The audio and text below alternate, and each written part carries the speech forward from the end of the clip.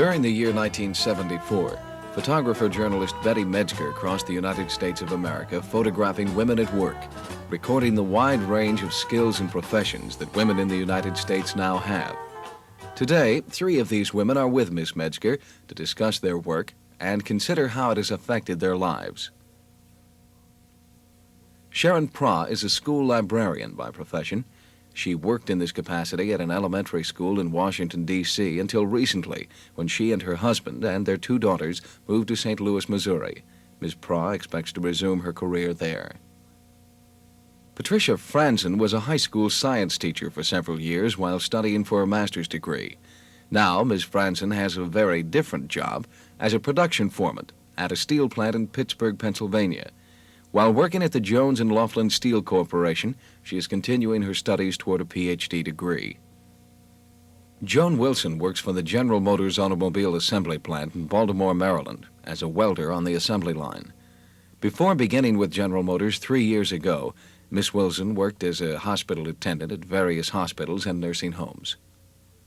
Betty Medsger is currently a freelance photographer-journalist whose first book, entitled Women at Work, was recently published. Like women everywhere, American women have always worked. Much of their work has been in the home. When we use the word work today in our discussion, we'll be referring primarily to work done outside of the home, work that's done for economic gain. During World War II, many American women did work outside the home. That was because there was a shortage of men, and they went to work in the factories and offices and jobs that men had held before the war. After the war was over, most of these women went back to their work at home. We are still working to change that stereotype of what the working woman is. And today there's a new attitude among American women and among American men. Child care, taking care of children generally, whether it's inside or outside of the home. Many men are interested in doing that, and many women are quite happy to find that out. In other words, all phases of work. We're trying to see that both men and women can work inside the home as well as outside the home, whether it's in the traditional jobs we've done or in new jobs. The 3 of you are all workers, and you're all working mothers.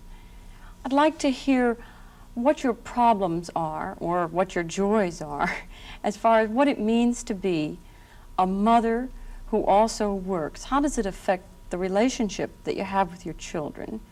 And also, what are your problems with child care? Patty, would you like to tell us what your thoughts are? Well, since my children are babies, really, I've had to work as well as go to school, and I found that it increased the quality of time I spent with them, because the time I spent with my kids it was genuine time. And also, it's made them more rounded. Instead of indulging children as we have a tendency to do, they have to help. My son does his share of the housework, vacuuming, drying dishes when it's his turn, as well as burning the garbage, waxing furniture, and my daughter does her share of the responsibility, which includes helping me with the car. So as far as the children, I think my children are better children because I did work than if I wouldn't, because I would have had the tendency to overindulge them. What about difficulties with finding child care? Did you have any problems with that? I am very fortunate there because my mother would take care of the kids while I was at work or while I was at school.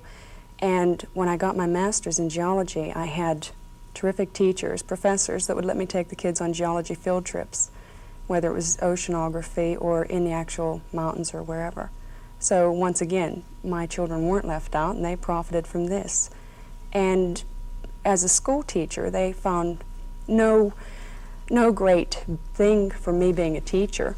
But yet, once I was a laborer in a mill, just a laborer pushing a shovel, this was last summer, they were happy. My son thought it was great to see Mommy come home dirty, and what'd you do today? And I would go on a tour of the mill in my own time.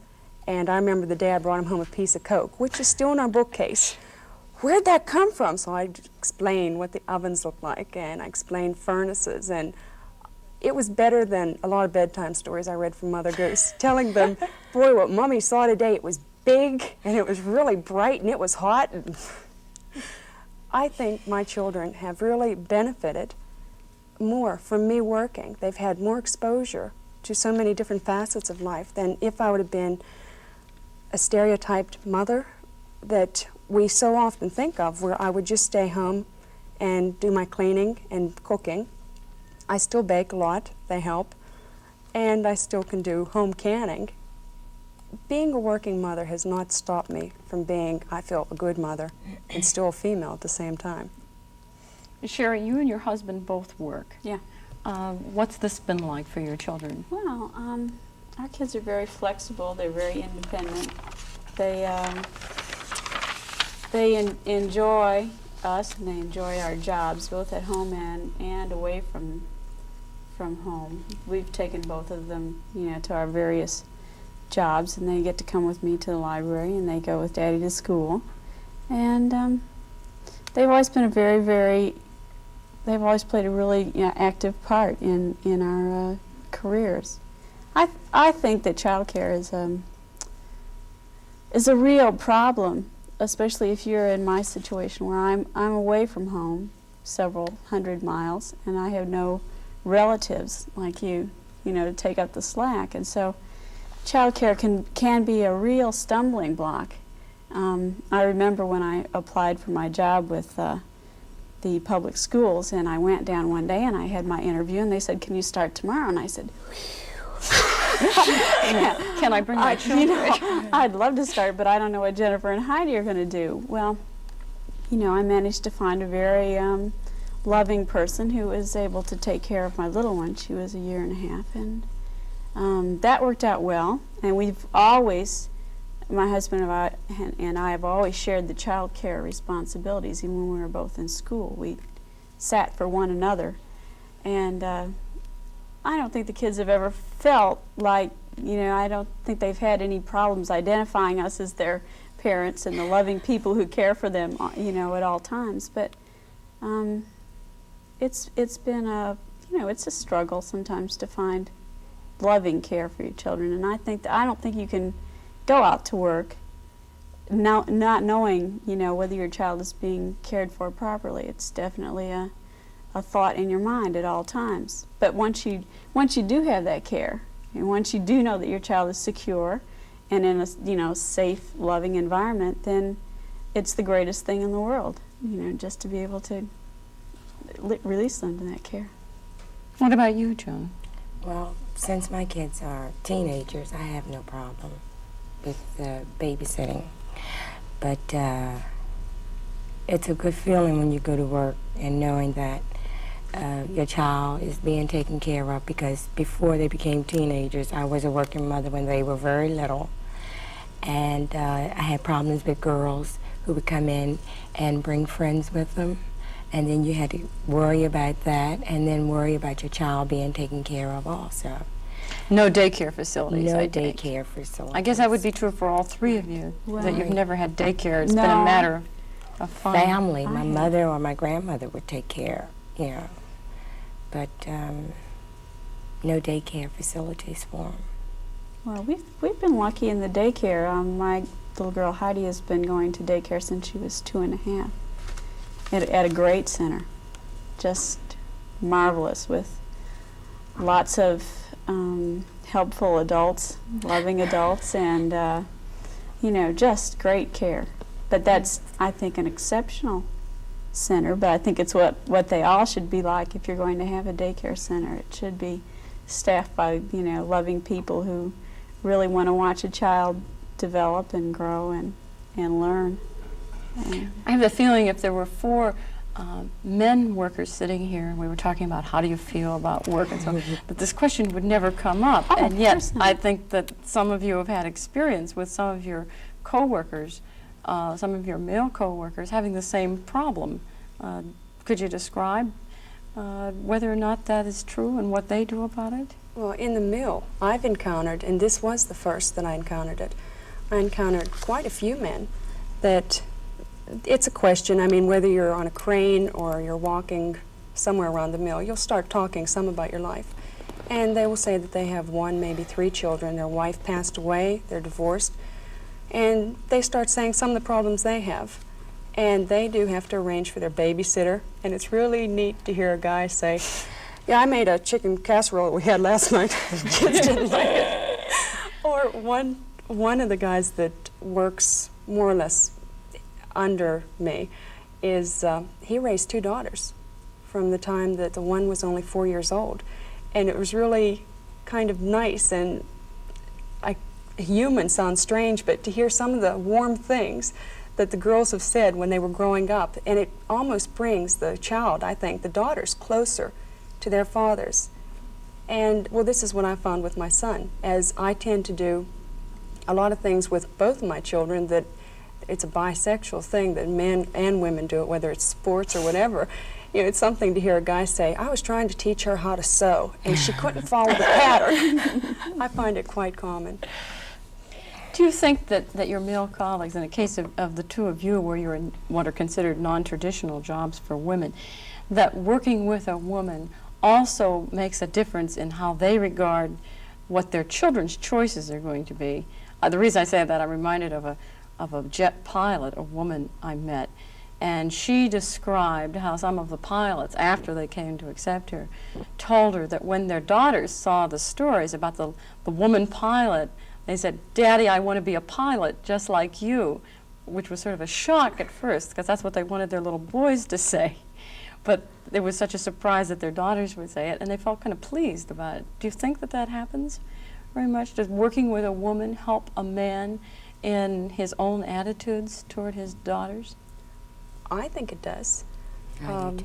Several people that are very good friends of mine now, and these are men that, well, one is 58 years old, and he was set that women belong in a home and women are mothers and daughters, and that they don't come into the mill. And now we're great friends. He tells a lot of his friends about me. You know, boy, you should have seen Patty the other day, what she did. Or it's almost as if so many of the men I found, it's as if they are proud of me and that I made it. I hung in and I made it. And so they're all for me. And I'll do whatever they tell me to do. And a lot of guys are saying this, that, you know, this isn't a bad place. I told my daughter, you know, there's a lot of money in the mill. And Patty, she really likes it. Right. And turning it around, I'll ask my son, I'll say, what are you going to be when you grow up? You going to be a steel worker like Mommy? You going to be a school teacher? So it's nice to put the shoe on the other foot for a change. Very good. Yeah. I just think the great thing is opening up avenues and possibilities that Choices for everyone. that maybe weren't there before, and I think that's great. Everybody should have a choice, and you know, whatever they want it to be. Were you going to say something? I have 7 younger sisters, and one had always talked about being a lawyer. And, well, we always said, all right, you'll be a lawyer. And since I've been in the mill, and it's been over a year, it's been a year and a quarter, I guess, Lori is really set. She's entering the university in September, and she's going for her law degree, and the girl knows she's going to make it because I didn't have any trouble. And several of the younger girls are starting to talk what they want to be. And it gives people that I know a new confidence or a new dimension, as you said, that you don't have to be just a certain set traditional role. You can cross the barriers. What about your need for working? Often the people who don't want to see women go outside the home to work will bring up the argument, well, a woman doesn't need to do it. You know, it's a second salary in the family, or she doesn't need to, she's just on a lark. How do you react to that? Do you need to work? Yeah, I need to work. Why do you need to work? I need to work, well, because for one thing, my husband and I separated, and I have 4 children. Are you the sole support of the children? Yes, and I do. That's a pretty strong need. And I do have to work, yes. And but the kids give me a lot of help. They cook, they wash clothes, they iron, they clean, and I do my share. When they were coming up, like I used to play football, baseball, ride bikes, skate even, fall down and, you know, get up. But that was the part that I had to play because my husband was there when they needed him. And it was a thing like they would say, gee, Ma, we never have anybody to play with us, or why, you know, can't you go with us? And I would go out with them. I had to be a mother and a father. And so I do have the need to work. And you felt the need, not just economically, but also in an Right, emotional way. Right.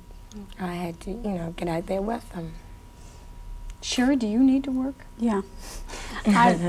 I tried staying at home for a while, and well, my marriage is sort of broken down on sort of non-traditional lines. There are some things that I'm just not very good at, and most of them happen to be the traditional women's work. How'd you get to be that way?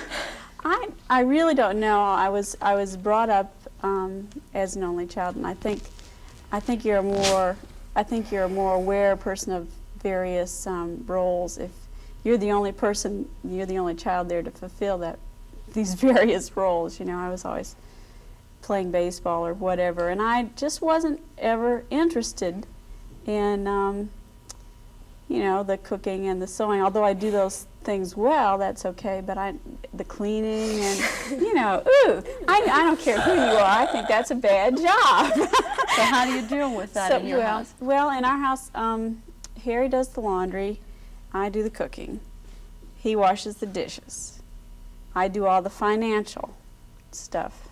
I write all the checks and do all the bills and do the income tax at the end of the year. We have a partnership going on. It's a very loving, supportive partnership between the two of us, and I guess I'm very lucky in that because he doesn't have any qualms about being the only person in the neighborhood that he knows of who irons their own shirts whenever they need one. It doesn't bother him, and of course it doesn't bother me because I'm lousy at it. I guess he started ironing his shirts when he came home one afternoon. He said, "What did you do all afternoon?" I said, "I tried to iron one of your shirts." And it had taken me about an hour and a half, and I decided that I was just not cut out for that. And he can do it in 5 minutes, so why should I do it? Just because my mother always did it, that's not a very good reason. If you're not good at it and you don't enjoy it, then, you know. Did you come to this kind of understanding about each other very early, or did you have to go through some struggles? Well, I think there are always some struggles, but we've always both worked. And at the very beginning, we both worked and we both went to school and we both took care of Jennifer and we both did all the household things. And so I think early in our marriage, we were forced to be, I think, a little bit more flexible than the typical couple that kind of falls into this pattern where the man has a job and goes out and he does that and the woman stays home. We haven't ever really had that for very long. And I found that when we did, for the very short period when we did have that, I just didn't like it at all because I was tending to catch all the junk work. And I didn't enjoy that. So I enjoy my career. My career is important to me. I like to get out. I like to be with people. I like to work with kids. That's what I do. Beyond the financial reasons for it. Let's find out a little bit about what it's like to go from a traditional job into a non-traditional job. And the two of you are certainly good examples of this. Patty, you were a high school science teacher. Yes. And now you're a foreman in a steel plant. How'd that come about? Financial needs. I have been for the past 7.5 years sole support of my 2 children. And while in college, I take it, too. Well, yes. I finished my undergraduate work and worked part-time jobs selling more or less worms and in a fishing stand, and I used to be an assistant librarian and part-time secretary and trying to make ends meet to support the kids. And yet, I don't know if I have a lot of energy or what, but I like being around people and I like doing things, and the world's an exciting place. There's so much. But it was financial. It came to the point where I wanted to finish my master's and tuition is high. So I went to work as a laborer in a steel mill. And the teachers at school says, oh, it turned out in the end I did make more money than even the guys did, but I was a laborer, bottom of the gang, 2 points, which is as a very laborer low. in the steel plant, you were making more money than as a teacher. Well, as a 4-year school teacher in Pennsylvania, yes, I was making as much money with better benefits, and I was happy.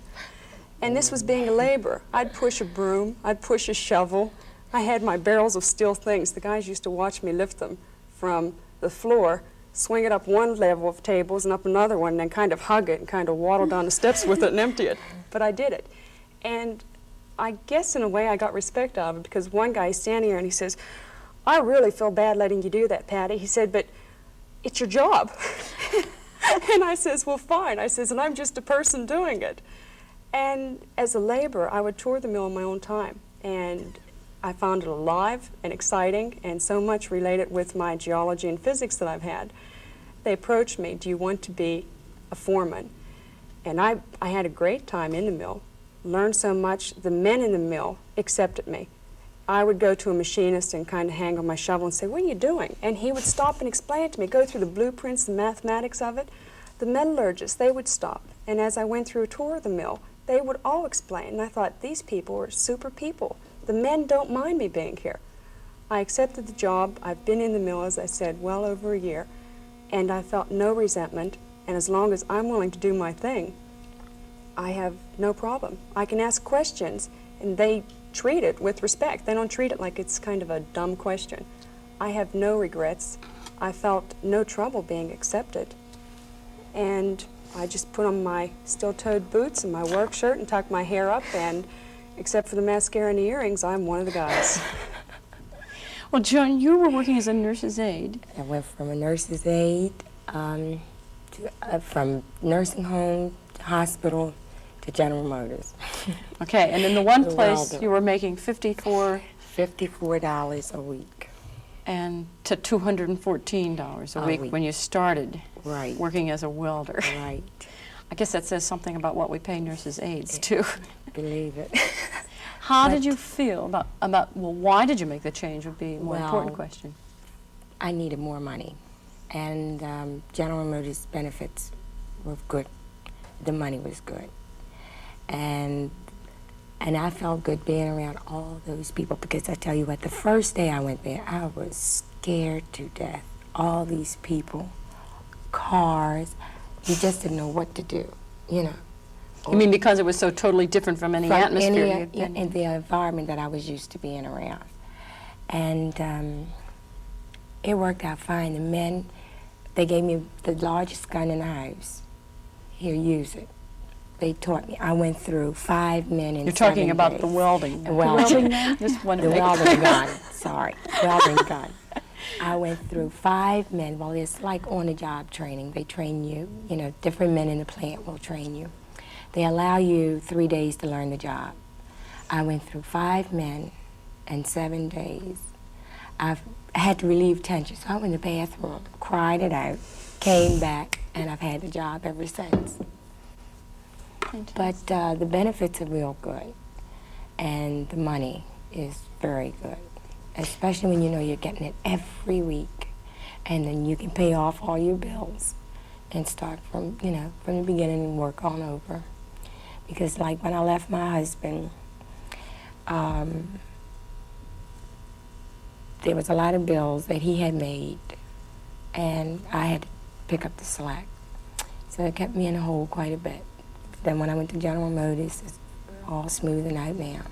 Moved into a new apartment. I have the kids with me. And it's working out nice. What about the energy involved in the work? Do you find yourself wondering, why am I doing such difficult work? No, not at all. Not at all, because when I first went there, I thought I wouldn't be able to do it. Now I think I know 7 or 8 jobs in there, more than some of the women, you know, in the body shop. Mm-hmm. And I haven't gotten bored with it. Not at all. Do you think that part of that comes from the fact that it's new to you? Yeah, it's new, but not that new now, since I've been Yeah. there well over a year. The two of you must have to think every once in a while about the fact that you're doing something that not only your mothers wouldn't have considered doing, probably, but that just 10 years ago a woman might not have considered doing, unless there was a war and the men were out of the factories. Right. Why do you think you were able to step into something that now seems so very natural to you? Well, first of all, my mother was all for me. She says, yes, you don't need to be a teacher. She says, you're happier now than you ever have. Now, she stayed home and had 11 children. Had 11 children, yes, and she thought it was just great. And she likes some of the stories that I tell about the guys at the mill and things that they've said to me. One thing that I have been told why I was accepted, and I consider it a great compliment. I've been on the coke ovens for the past several months, and as I sat there with the T-shirt on and my gray work shirt and all, we're all sitting on the floor and it's dirty, and I kind of had a glow about me, coal dust. We're all sitting there, and this was the day that I got to go into an oven. They had a heat shield in, but thinking of it, it's exciting, and one thing with the energy, I find it grows. You have so much to feed upon, and it's not the novelty, it's because it's so real and it's a tangible thing, something you can really grasp. But I was more or less proud of myself. I was in there, it was 2,200 degrees, and the guys left me, and the riggers kind of moved over, and I slid in. And I was sitting on the floor cross-legged reading lunch, and somehow we got on the subject. They said, hey, you look like one of us now. And I says, I've been telling you I'm one of the guys. And they said, you're right, you are. They said, you know, the guys have really accepted you. They respect you. You're not afraid to climb. You're not afraid to get dirty. You're not afraid to ask questions if you don't know something, and you're not afraid to say, I don't know it, or I'll try to do it. And they said, so you are respected, but they still know that underneath, that when you go home, you're definitely a female. It was an overall beautiful compliment. Yes.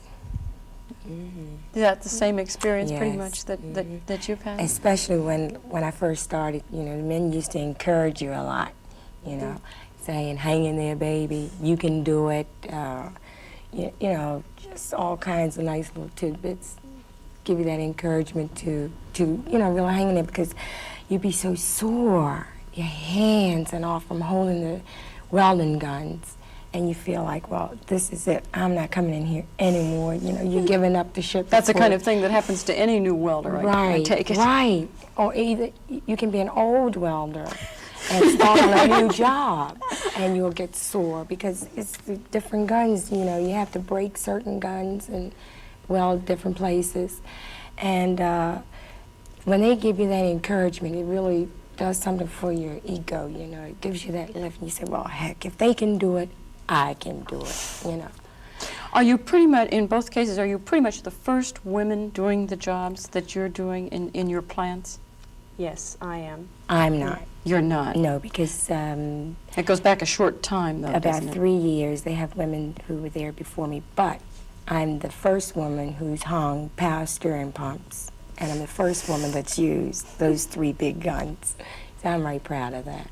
What made it possible for them to hire you? Since something new, something must have happened. Is this because of the change in legislation? Well, in my case, it was largely, and this is what I tell other people, it was largely my background. I don't feel as if I am a token female, as a few men in the teaching profession, when I left, called me.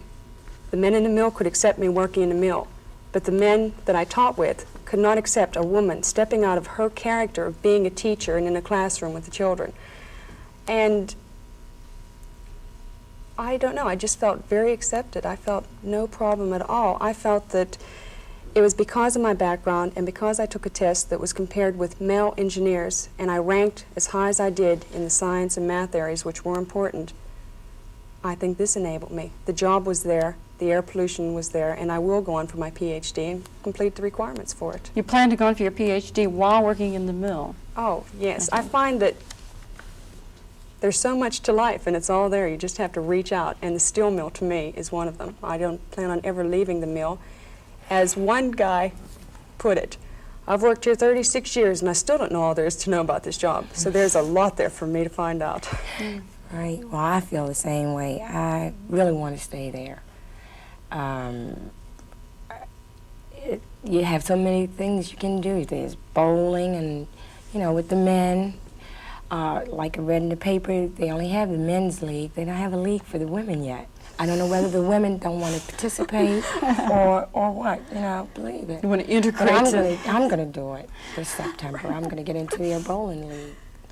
What about I'm going into flying, excuse me. No, go ahead. I'm going into flying starting tomorrow. You know you're in when they say, You want to stop and have a beer with me after work? Always. That's traditional. Traditional. They've been doing it for 85,000 years. They'll take you, if you start today, they'll take you after work to get the beer. No, And that's when you feel that you're... if a You're guy's in. going to sit on a bar stool next to you and talk shop, you're in. You're in. You're one of the guys. Right. You're one of the guys. What about your training? Did you have any training for the specific jobs you have, or did that all come after you started? Mine came after I started. I had no training in welding at all. None. And none of your school background equipped you for No, this? It was no. all done by the company? By the company. Right. What about you? Well, my background, as far as my schooling went, sciences you can apply anywhere, the physics and chemistry, and I was amazed how much in the mill, but the training was in the mill. It's a terrific program. It's 1 year long where I tour every department of the mill, and now that I am in air pollution, I spend a lot of time in the coke ovens and the open hearth and the blooming mill, and my training there is by, I regard, experts. They're experts in their area, and they are foremen. They're willing to spend as much time with you as you need, and not only that, they're willing to let you more or less throw a hand in. Thank you all very much for helping us get a better view of what the American working woman is like today.